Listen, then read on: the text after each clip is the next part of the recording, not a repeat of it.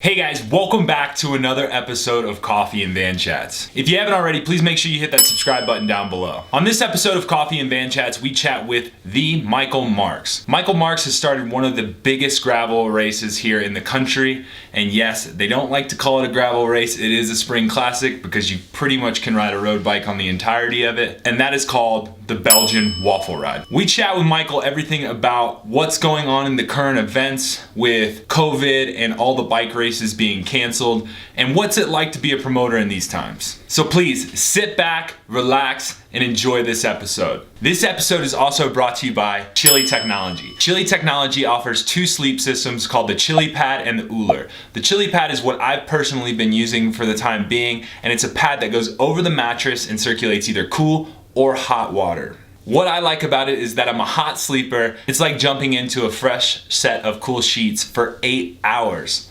Chili Technology is offering listeners $150 off any of their sleep systems. All you have to do is use code CROOM. If you want to go check out Chili Technology, all you have to do is go down to the link in the description below.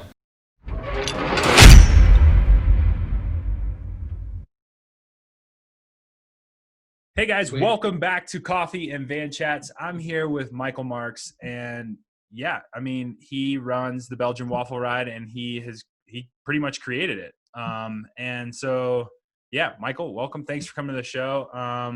Thank you. But yeah, kind of give us a little bit of a breakdown where, I mean, because I heard about the Belgian Waffle Ride even before gravel racing was cool. And it's not a gravel race. I know that I would get shunned on that, so I'll go ahead and correct myself. It is a spring classic. But yeah, so kind of give us a breakdown of where that inception came from and kind of, yeah, how it all started. Yeah. Let's see. I have a Belgian heritage. At the time, I had a UCI Pro card for racing cross.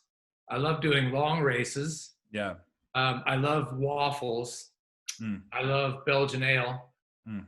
Most every beer, but Belgian ale in particular. So I thought, why not put all of those things selfishly together? And then the first year, I'll invite 136 people that I think would enjoy all of those things. So long road race with intermittent cross, like, gravel stuff to mix it up. And there were a few people that I put those in intentionally, knowing how much they'd suffer. Yeah. So long race, a lot of great people did it. My only ask was, if you had a great time, tell everyone, because we're going to do this again next year. So each year the course would get a little longer, a little more dirt, and then it would double in size and double in size and double in size. So I think my selfish idea of what would be a really fun bike race, I think other people shared in that, that they were looking for something different. And a lot of my friends like to race cross, but they also like to ride long. And then what happened is, to your point, this thing that they call gravel started to materialize in the bike industry's mind, and they started making gravel bikes when we were still riding road bikes with maybe 25s on them. For sure, yeah, because that was before the wide tire was cool. Yeah, I don't know that it is cool now, but it gets people through certain things that maybe 25s or 28s wouldn't. Yeah. But it's now it's become like this thing of its own that gets lumped into gravel. But as you point out, it's a spring classic. So the San Diego event is this year. It's 138 miles, and probably 53 or 55 of that is in dirt. But some of the dirt is really challenging, and it's broken up so that it really messes with any kind of rhythm. I mean, the whole course is just broken up into challenging sectors, be they long gravel, somewhat long climbs, or just really technically challenging rock sectors. I would add, because last weekend I was in Cedar City reconning the BWR course there, because that race is going to happen October 17th. That course is more gravel and incredible. Like, the amount of varied terrain that we have there is just, I couldn't believe all the things that we could connect to make a really rad course, I think that course is gonna freak people out. Well, yeah, I really think you're onto something because I don't know. Have you ridden the course in Asheville yet, or like had any rode any bits of it? No, I didn't get to, and that makes it the most challenging because Yeah, I'm reviewing stuff on Google Maps, and then I'm reviewing it on Strava, and I'm yeah. trying to piece it all together. And I have the help of Matthew Boucher and Good Murphy guy to there. have. Yeah. So I trust them that they understand my vision for it, but I have yet to ride the course, and that worries me. Yeah, well, if it makes you feel any better, I rode some parts of it, actually Oh, a couple weeks ago, how's my course? with Dylan Johnson. It's great. Yeah, it was great. It's a lot of fun. We just did a few parts of it through DuPont, which like I heard that you literally could ride through DuPont, like you could start where we started on this like little stretch of road that was part of the BWR. You could start in DuPont on that road and literally do loops like 100 miles of gravel, and it'd be different gravel each time. And like, it was amazing. So it was like just gravel park is what it looked like. I like that Yeah, because then we can change the course every year. 100%. Like it definitely could be done through there. And, but there were some challenging chunky sections, but it was great. Cause like, it was almost like I was doing, and I don't know when we got off part of the BWR route, but parts of the road, they were so long that certain parts of it would be like chunky gravel, and then other parts of it would be very packed gravel, like smooth, Yeah. almost like riding on tarmac. And then other parts of it was like washboard, washed out, like Yep. gutter gravel. And so it all in one road. So like the terrain changed a few times within that one road, Yeah. which I thought was pretty awesome. Yeah. But yeah, if you haven't had the opportunity, obviously we're in this crazy pandemic, but it's gonna be good. I think you have two good guys on top of it, and then Dylan Johnson. I don't know if you're familiar with him, but YouTube guy, he lives out there, and he's been playing around on it, and he took me out, and it was pretty cool. Yeah. I obviously couldn't go once the pandemic thing hit.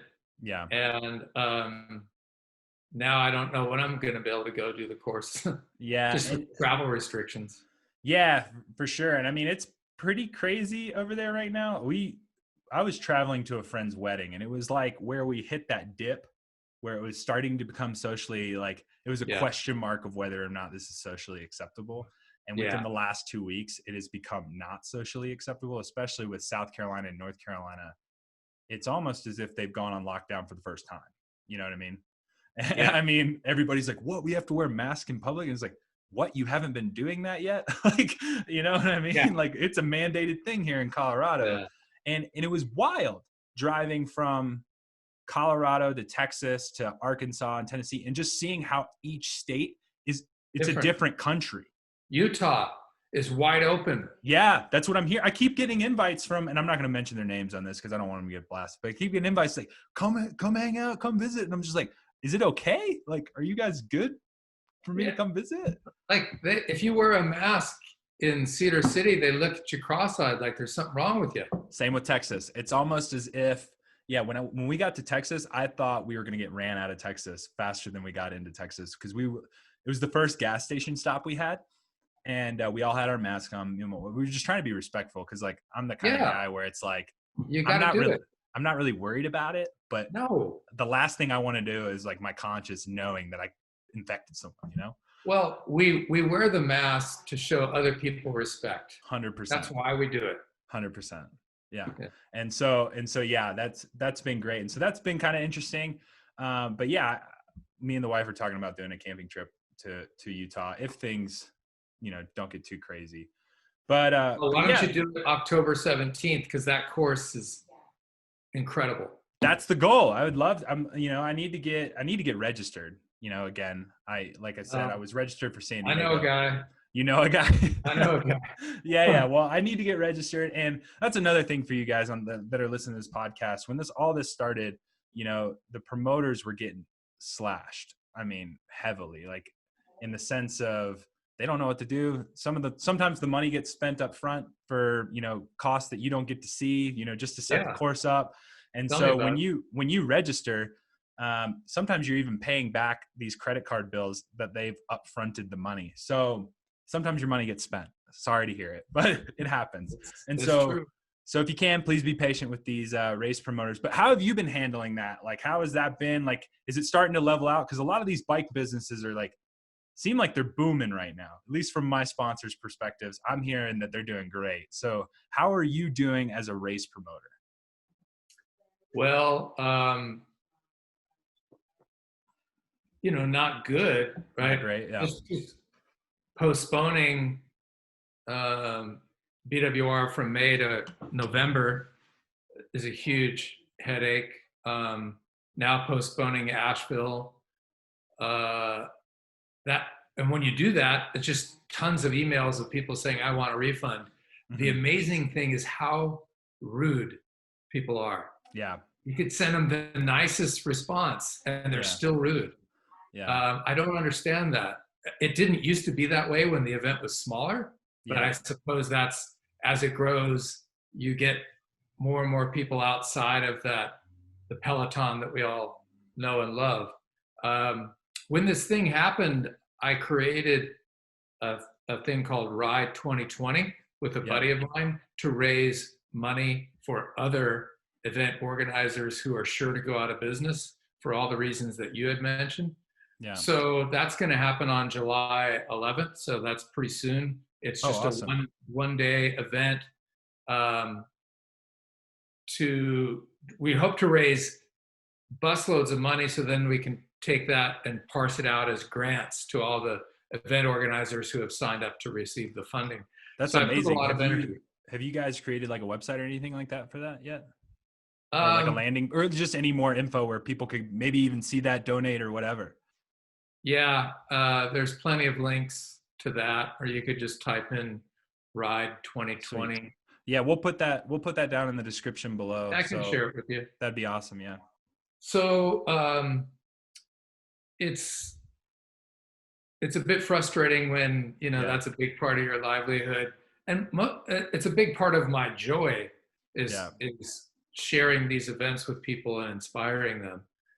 That's a bit challenging, but then like you mentioned, so many bike companies, bike shops are cranking. Canyon doesn't really have people at their office, yet they are going through inventory at incredible rates. And LEL too, and Wadi. LEL, we had to stop production, stop working, and then we quickly pivoted to making the fun facades that some people call masks. And we like couldn't make them fast enough. It was crazy. Awesome. Yeah. And then so we had a record March, a record April, a record May, and now a record June. And now we're back to making our normal custom gear and inline gear for both brands. So things are cranking. We're like extra busy trying to make up for the few months that we weren't able to produce. Yeah. So it's kind of exciting because there's demand there. People are still going out and riding, even if they're riding alone, like you and I are doing. But it's exciting to think that whatever the byproducts of this crazy thing that we're going through, one of the positive ones is it got people to pull the bike out of the rafters or buy a new bike or get out on the road. And we don't care if they're, can barely pedal because they're going to get better. Or if they were a former racer that's getting back to it, whatever the story is, the fact that there's more people out there enjoying the benefits and the joy of riding a bike, it's just fantastic. So how do we keep that going? Once things do get back to normal, how do we encourage more people of all stripes to come and enjoy the events and be inspired to like sign up for another one and train for it? Because we know that the joy of anything like this is not the destination. It's not the actual race. It's all the training along the way that gives you that daily joy, that inspiration, that health, the mental health that makes for a better life for everyone involved.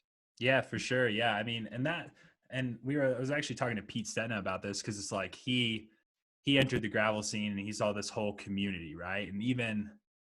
And that's why he'll mention that BWR is a gravel race because of the community. It's the gravel community. It's not true. a gravel race. But what he was saying is, it's interesting, like how and what I was saying is like, it's interesting how we're all on the same level now. It doesn't matter if you're professional or what have you, like we're all going through the same things. Like I can't go to BWR Asheville just as much as Pete can't, or whoever's in Asheville. Like we're just as bummed that race isn't happening as you are. And yes, it's our jobs or what have you, but we love to be at those events just as much as anybody else. And so it's been kind of beautiful and then kind of crappy in the sense that we're all on the same level. Like we're all feeling the same pain. So how can we get through this together? And that's, as cheesy as that sounds, we actually are in this together. We're all like my lead boat, my SBT gravel, and all those events, like they're all deferred to the next year, just like anybody else,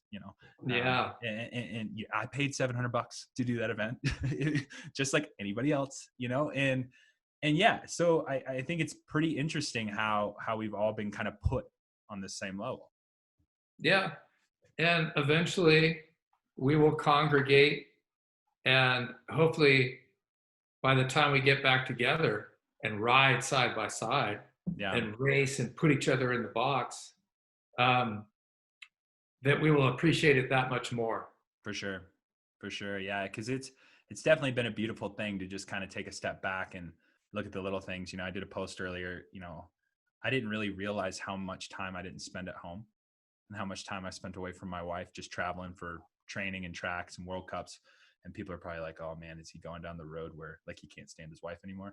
No, that's not true. I'm actually starting to learn to appreciate my wife a lot more. It's like, I live in Colorado. I live in these mountains, and like, I've never spent a summer in Colorado. I'm usually in T-Town or, racing the track out there or in Europe or whatever. So it's been kind of nice to kind of take that step back and enjoy that time at home. As bummed as I am, it's kind of nice to appreciate the little things and, hang out with your friends and understand that, hey, like we're all in this together. So what have you been doing for training, man? Because yeah, you're a race promoter. Yeah, you work in the industry.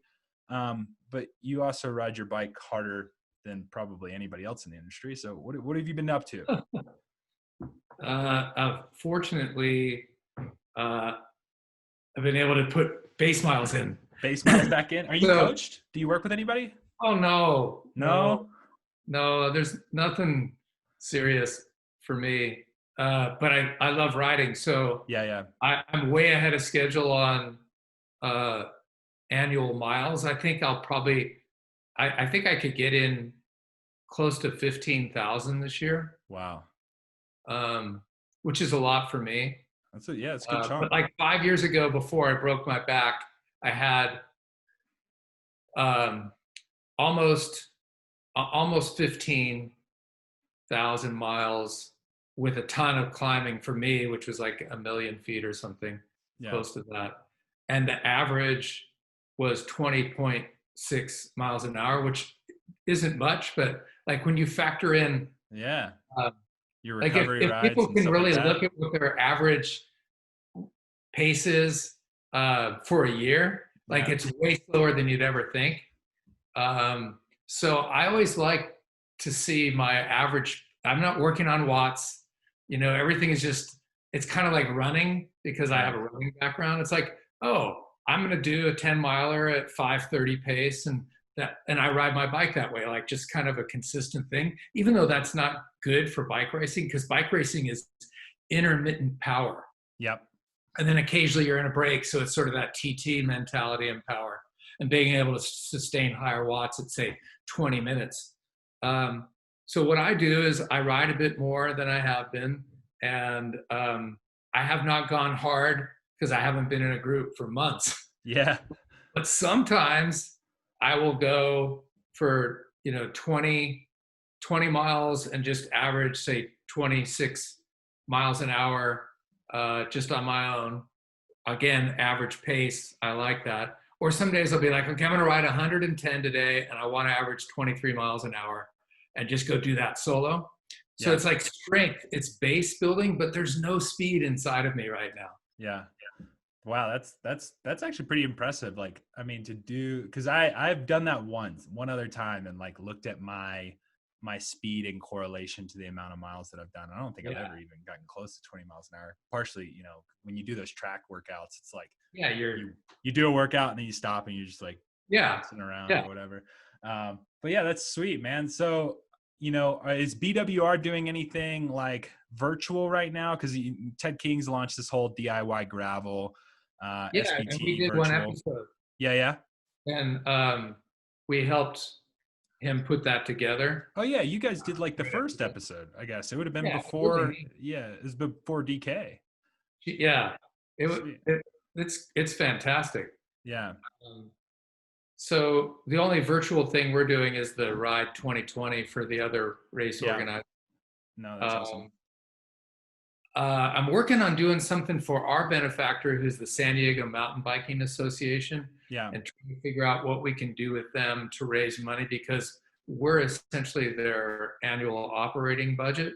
So we need to make sure that if we're not having an event, we got to figure out a way to help them make money, because they do such great work, and most people don't know this. And there's so many institutions like them Yeah. all over the country that people don't realize there are people who dedicate their weekends, their evenings to maintaining trails and to making them safe and groomed and fun for people.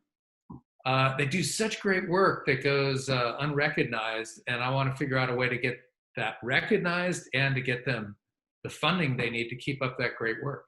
Yeah, and we'll make sure to put a link to them down below, because I'm sure they have like some donation thing on their website or what have you, and definitely check that out, because that is true. A lot of that does go unwatched. Is like these organizations that maintain these trails that you ride all the time, that you get to just bomb down all the time. There's somebody that spent that 5 hours that you were riding just placing that jump or whatever that you got the ride down, or clearing that corner out so you can ride it cleanly. So definitely we'll put that in there. And so I know you from 100%. Are you no longer over there? Are you?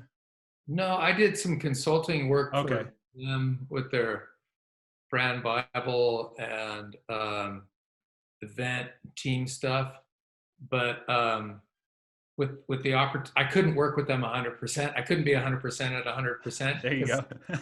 We really needed that. Yeah. So I got the events, and then LEL and Wadi, and then I have my own agency called Creative Disruption. But I'm putting all my energy into this great opportunity with LEL and Wadi. Sweet. Yeah. So LEL, they sponsor the women's team that I work for, which is really funny that we didn't even make that connection. Yeah. Partially because those women, I just am there to file the taxes every year. Those women are the ones who make that team thrive. They're just a bunch of badasses. So tell us a little bit about that brand, because all the clothing's made in California, from what I know, right? And so give us a little bit of background on that, and what's it looking like if somebody has a team and they're listening and they're like, we need to create some clothes.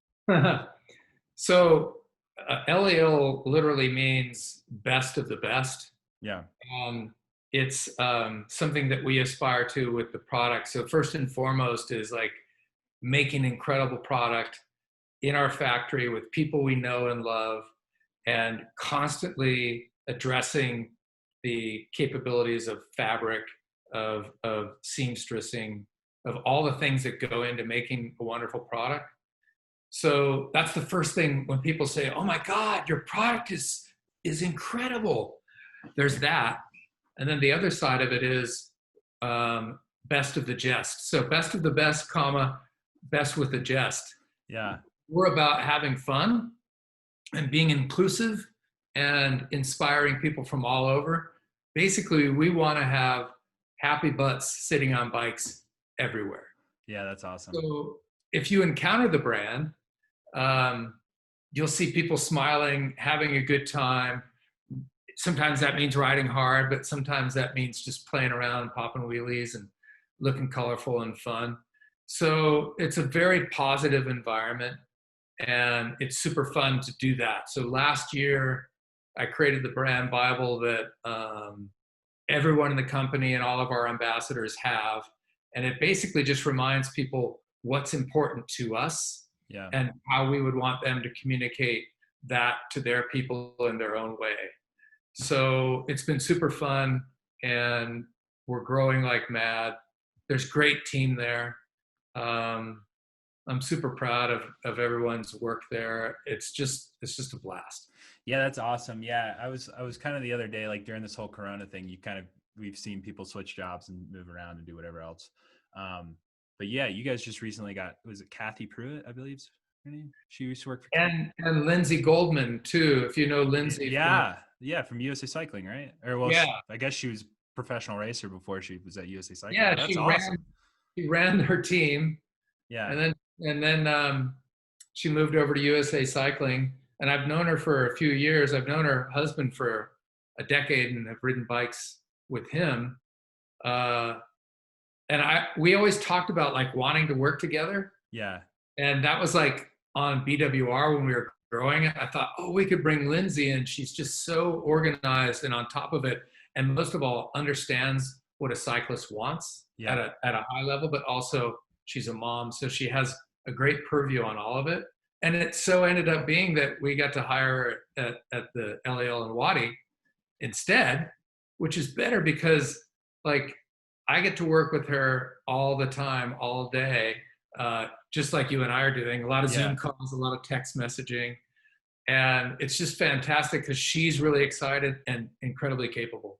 Well, I don't think we've ever physically met, but I knew who she was because she raced and she owned that women's team. And then she got pregnant and I was like, oh man, how is she going to still do this? And she was still doing it. She was crushing it. And then I saw her like a couple months after she had a child, like, coming into the bike racing season, she had 6-pack, man. She was ready to roll and she was being a super mom. So I could only imagine how great of a worker she is and how much work and how much time she just invests. She seems like a very selfless person for sure. When you see someone like that who operates at such a high level on the bike, you know this as a world-class athlete, that it requires a dedication to the craft. It also requires this craziness inside of us to keep reaching, to hurt the way that we do. Yeah. And when people like you and Lindsay have that, it often translates into other arenas in life. Yeah. So you can't just turn off that type of drive and desire in other areas. So whatever magic she applies to racing her bike, she equally applies to her work. And it's like she wants to win the game of work as well. Yeah. I just love that. Yeah. My wife was actually starting to be like, realize that. She's like, if you don't have a national title to chase for, you're like, let's start a podcast. Let's start a blog. Let's win at something else. Let's win. Let's do something. Let's grow. I always got to be doing something, And so, it is true. It is like a fire. It is kind of a passion because you want to do the best that you can do. And to be honest, like I started this podcast and I think there was 20 views, and now we're up to, close to 500 views a podcast so far. And, it's only been alive for a month, which is pretty cool. That's great.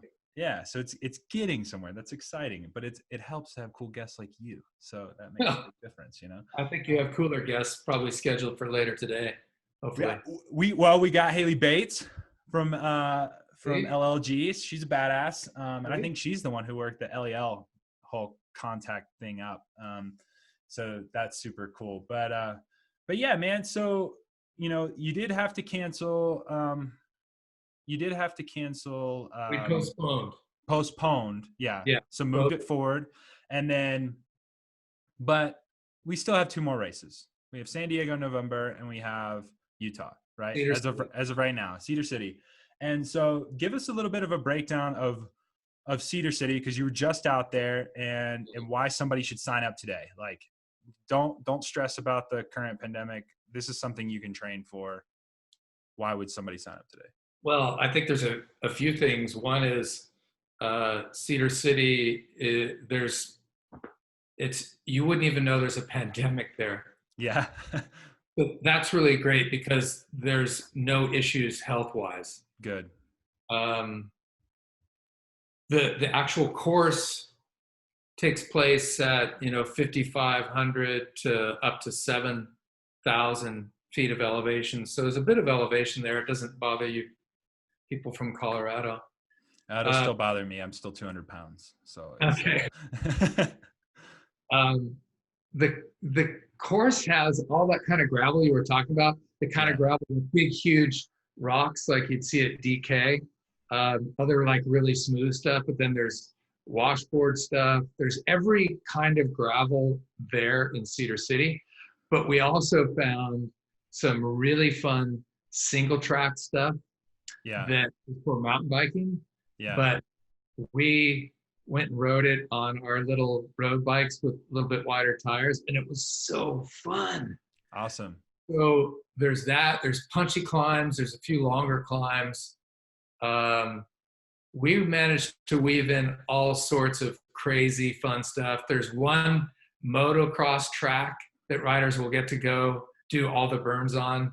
I mean, just who designed this? Did you design this, or who helped you? Yeah, after this weekend, Yeah. I was with Phil, and I said, dude, let me come up with a couple courses, and then you second guess all of them and tweak them. Yeah. And between that banter, like we arrived at one clockwise one and one reverse one. And then the other thing is we have like the dream scenario that we're petitioning for next year that climbs up Cedar Mountain and then into Zion, the national park there.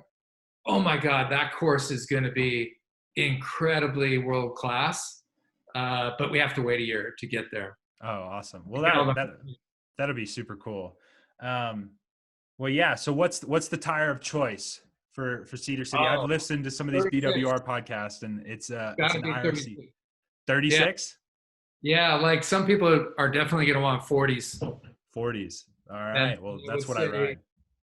Oh, good. Yeah. I think some might try and get away with 34s, but I don't think that's smart. I think 36 is the tire. Right on. Is there a specific IRC tire that you would recommend? They have a couple. I think that it's that Bogan one that they have, the 36. Yeah. I would just put that front and back. Boom, and make sure you get the tire pressure and let it roll. Yeah, no, that'll be awesome. So with San Diego though, what's the tire choice for you there? I did the course on the actual race day on 25s. Mm-hmm. And I think 28 is what the pros will roll. I think more people will have 32s than any other width tire. Yeah. But if you really want to roll on the asphalt road stuff, you're going to want the 28s. Right on. Well, that's super cool, man. And I think it's super interesting, like the differences of the courses, because there's this debate, and kind of what I'm hearing, correct me if I'm wrong, but there's this debate, like, do you ride a road bike or do you ride a gravel bike in San Diego? What would you say in Utah? Yeah, so you ride a road bike in San Diego, obviously. I mean, Pete, just look at Pete's rig. I use the same bike, the Ultimate, the Canyon Ultimate with the 25s. I ride 28s on it. I think for Utah, you want some sort of a gravel setup. Yeah. With that, you need a bike that's going to be able to accommodate the 36s or the 40s. That's going to be a gravel bike. You're going to want some comfort. It's a long day. The current course is 130 miles. Yeah. So I think people need to err towards comfort. Again, the pros are going to want to ride whatever road bike they can get 36s on. I don't know what that is.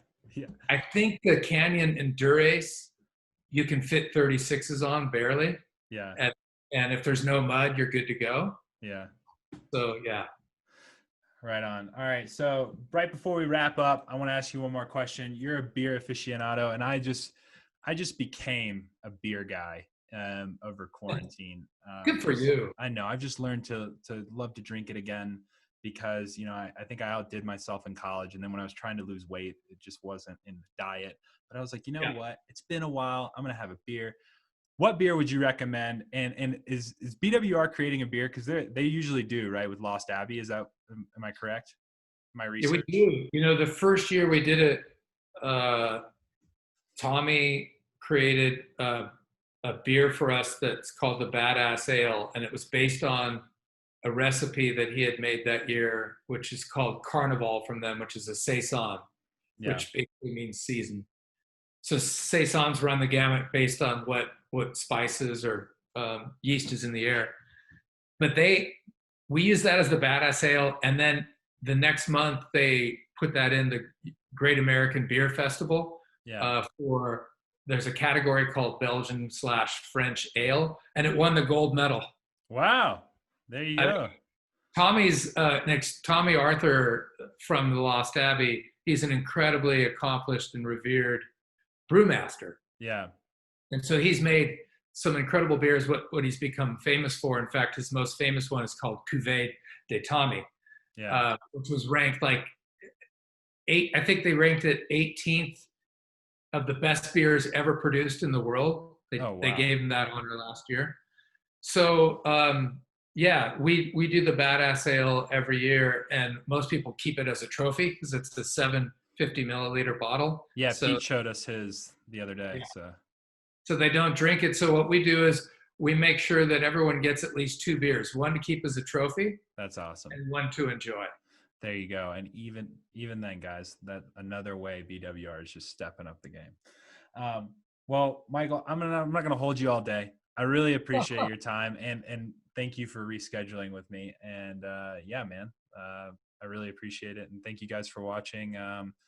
If you haven't already, make sure that you check those links down below for all the things that he's doing with Ride on July 11th. To help raise money for some of these 2020. Yep. To help raise money for some of these events and race promoters. That sits deep in my heart because we always bitch and complain about how there's not a lot of races, but the last thing we'll do is support the race. So put your money where your mouth is. Support the race. If you want to race your bike in 2021 after buying all these cool bikes, keeping these bike businesses in business, then make sure you support these race promoters. And also remind me the name of the trail advisor, San Diego. San Diego Mountain Biking Association. There you go, San Diego Mountain Biking Association. Be sure to check them out because if you want to keep riding cool trails, you got to support the people who work on them. Yeah. Or get your ass outside and start working on some trails with them. There you go. Other than that, thank you. I appreciate it so much. And cheers, guys.